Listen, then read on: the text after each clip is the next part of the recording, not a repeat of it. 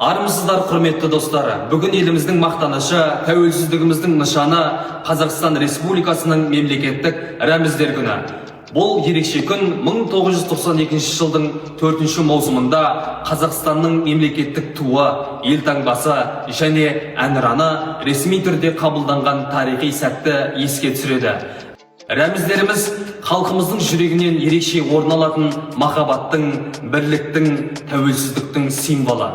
Көк туымыз ашық аспанымыздың бейнесі, қыран құсымыз еркіндігіміздің белгісі, ал елтаңбамыздағы шаңырақ ортақ үйіміз, ал қанатты пырақтар болашаққа ұмтылған халықтың бейнесі.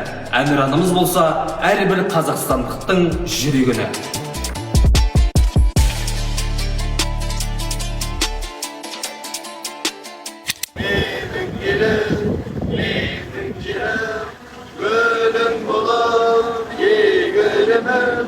Жырың болып, төбемін елім, туған жерім менің, Қазақстаным.